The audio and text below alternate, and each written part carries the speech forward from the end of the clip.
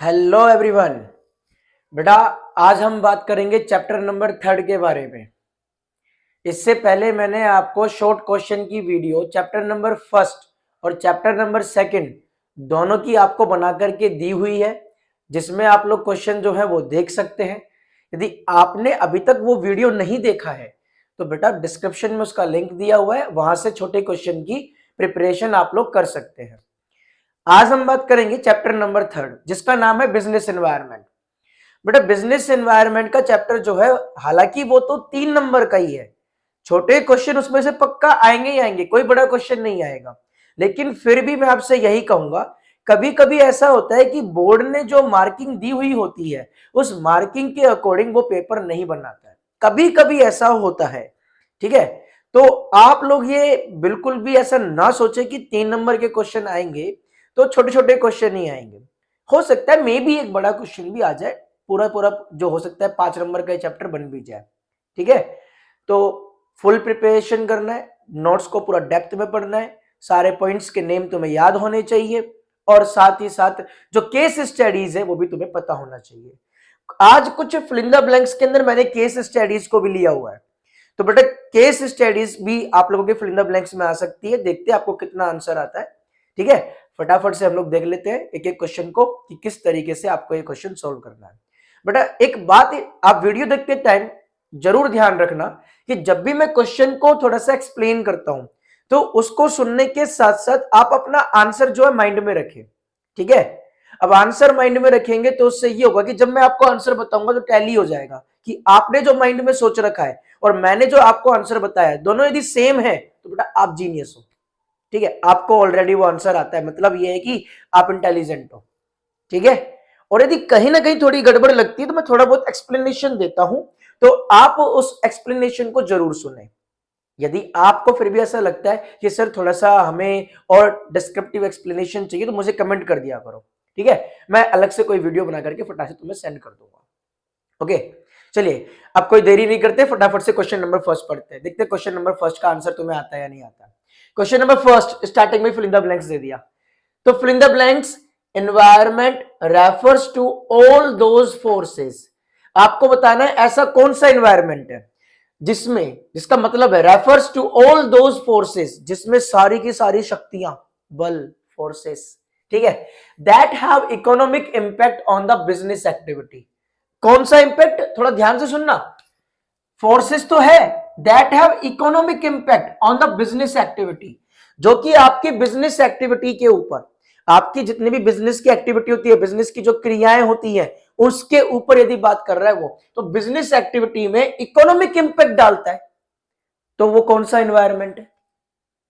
अरे पैसे वाला इंपैक्ट डालता है। हाँ हाँ बिल्कुल, कस्टमर की इनकम चेंज हो गई, कभी कभी किसी भी प्रोडक्ट के प्राइस में, ठीक है, वो भी चेंजेस आ गया। बिल्कुल, बताइए कौन सा एनवायरमेंट है? बिल्कुल इकोनॉमिक एनवायरमेंट है। ठीक है, इसका आंसर आएगा इकोनॉमिक एनवायरमेंट। कि सर इकोनॉमिक एनवायरमेंट ऐसा एनवायरमेंट होता है जिसके अंदर जितनी भी शक्तियां, फोर्सेस है, बिजनेस एक्टिविटी के अंदर इकोनॉमिक इंपैक्ट डालती है। ठीक है, इकोनॉमिक इंपैक्ट रेफर्स किससे है? इकोनॉमिक एनवायरमेंट से। ठीक है, इंडिकेट करता है ये। क्वेश्चन नंबर 2 पे चलते हैं।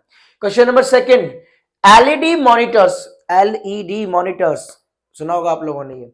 LED monitors in place of analog monitors, पहले के टाइम पर एनालॉग मॉनिटर्स चलते थे, एनालॉग मॉनिटर, एनालॉग कंप्यूटर, उनकी जगह पे आ गए अब एलईडी मॉनिटर्स। ठीक है, तो एलईडी मॉनिटर्स आ चुके हैं एनालॉग मॉनिटर्स पर की जगह पर, इज एन एग्जांपल ऑफ, ये किस चीज का एग्जांपल है? कोई ना कोई एनवायरमेंट है। 5 कंपोनेंट बता रखे हैं मैंने, 5 एलिमेंट बता रखे हैं मैंने बिजनेस एनवायरमेंट के। कौन कौन से? Economic environment, social environment, legal environment, technological environment, political environment. ठीक है, तो उन 5 एनवायरमेंट में से कौन सा एनवायरमेंट है? टेक्नोलॉजी चेंज हो गई, मतलब बोला सर एलईडी मॉनिटर्स आ गए, किसकी जगह पर? एनालॉग मॉनिटर्स की जगह पर। ठीक है बेटा, तो इसका आंसर क्या आएगा? टेक्नोलॉजिकल। केस स्टडीज है ये, आनी चाहिए समझ में तुम्हें।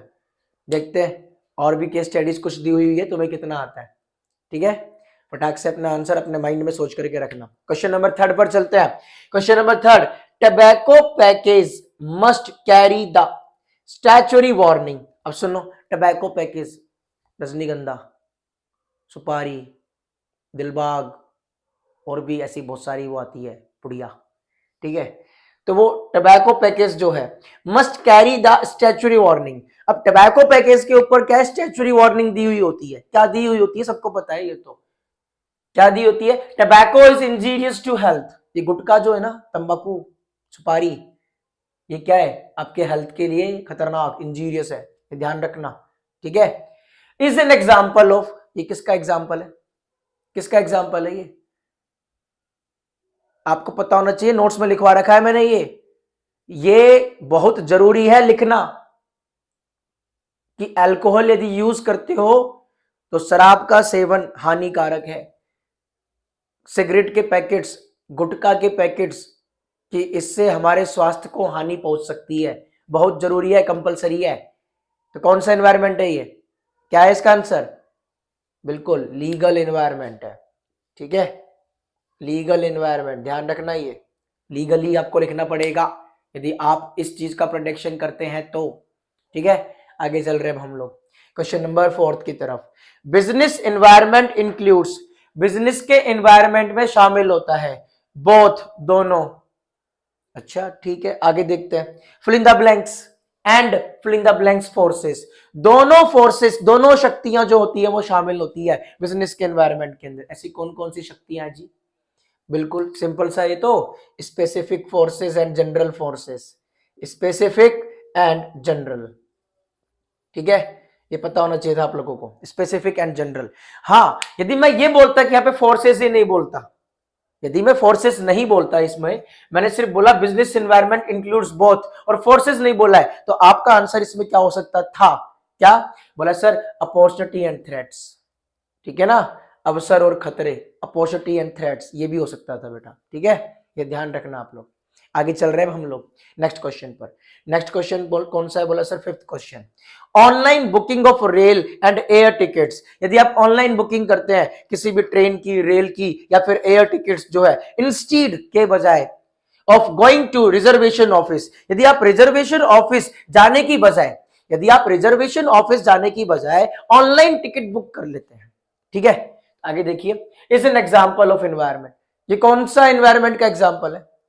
आज आप सबके पास एंड्रॉइड मोबाइल फोन है, क्या इंप्रूव हो गई? टेक्नोलॉजी। आंसर क्या आएगा? टेक्नोलॉजिकल एनवायरमेंट, ठीक है। आगे देखिए, नेक्स्ट क्वेश्चन पे चलते हैं हम लोग। नेक्स्ट क्वेश्चन जिसका नाम है क्वेश्चन नंबर 6, देखते कितना आता है आपको। Celebration of Diwali is the example of, tradition आ गया आपका ये, ठीक है। Celebration of Diwali is the example of, बता रखा है मैंने, किस चीज का एग्जाम्पल है? कौन से एनवायरमेंट का एग्जाम्पल है ये? अरे दिवाली सेलिब्रेट कर रहे हो भाई, कौन से एनवायरमेंट का एग्जाम्पल है? सोशल एनवायरमेंट का, बिल्कुल। चलिए आगे चलते हैं हम लोग, आगे चलते हैं। नेक्स्ट क्वेश्चन कौन सा है? बोला sir question number 7, main components, मुख्य जो घटक है, कंपोनेंट्स है, एलिमेंट्स है of new economic policy, new economic policy 1991, ठीक है। Are liberalization, comma, fill in the blanks and fill in the blanks.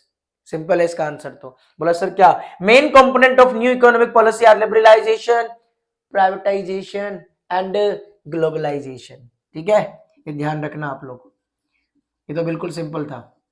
अब कई बार ऐसा होता है, बोला सर सिंपल सिंपल क्वेश्चन करा रहे हो, अरे बेटा सारे सिंपल क्वेश्चन नहीं है ये, आ सकते हैं ऐसे क्वेश्चन, ठीक है, सारे सिंपल क्वेश्चन नहीं करा रहा मैं।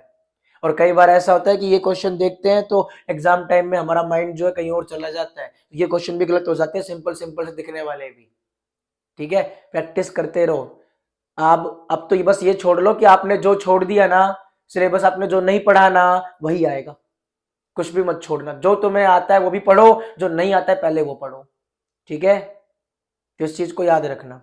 आगे चलते हैं क्वेश्चन नंबर 8, 8वां क्वेश्चन कहता है आफ्टर न्यू इकोनॉमिक पॉलिसी, जैसे न्यू इकोनॉमिक पॉलिसी आती है, ठीक है, देयर इज अ शिफ्ट, तो हम लोग शिफ्ट हो जाते हैं। अब शिफ्ट किस पर? प्रोडक्शन ओरिएंटेड अप्रोच, जो आपके उत्पादन की अप्रोच होती है ना, प्रोडक्शन ओरिएंटेड अप्रोच से किस पर हो जाएंगे? To fill in the blanks approach, उत्पादन की अप्रोच से किसकी अप्रोच पे चले जाएंगे हम लोग, बता रखा है मैंने ये, पता होना चाहिए आपको। मेन कंपोनेंट, बोला sir after new economic policy, जैसे ही नई इकोनॉमिक पॉलिसी आती है देयर इज अ शिफ्ट, हम लोग शिफ्ट हो जाते हैं प्रोडक्शन ओरिएंटेड अप्रोच से कौन से अप्रोच पर, मार्केट ओरिएंटेड अप्रोच पर। ठीक है, तो आंसर क्या आएगा, बोला सर मार्केट ओरिएंटेड अप्रोच। क्या आएगा, मार्केट ओरिएंटेड अप्रोच। याद रखना, विपणन हिंदी में बोलते हैं इसे। ठीक है, सुनो बेटा, नेक्स्ट क्वेश्चन है, लास्ट क्वेश्चन है हमारा ये, क्या, अंडरस्टैंडिंग ऑफ बिजनेस एनवायरनमेंट। यदि आप बिजनेस एनवायरनमेंट को समझते हैं, understanding of business environment enables the firm to identify. तो यदि आप बिजनेस एनवायरनमेंट को समझते हैं तो enables the firm to identify, तो आप सक्षम है फर्म टू आइडेंटिफाई अपॉर्चुनिटीज, कि हमारे फर्म्स के लिए क्या क्या अपॉर्चुनिटीज है, and getting the fill in the blanks advantage. जब आपको पता लग गया कि भाई ये सामने वाली बात जो है, कोरोना वायरस आया, हम मास्क का बिजनेस कर सकते हैं।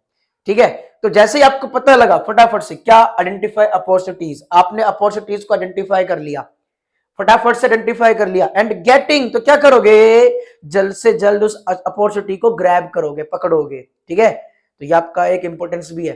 बोला सर क्या, and getting the more over advantage, तो आप जल्द से जल्द, आप फटाफट से फटाफट क्या करेंगे, उस एडवांटेज को ग्रैब करेंगे। तो ये ध्यान रखना है बेटा। चैप्टर नंबर 3 के छोटे question fill in the blanks यही बनते हैं, कुछ मेन क्वेश्चन है, कुछ केस स्टडीज है, थोड़ा ध्यान रखना है इनके बारे में, सही से पढ़ लेना इनको, इस चीज को याद रखना है। ठीक है, तो चैप्टर नंबर 3 के अंदर सिर्फ इतना ही। Thank you very much.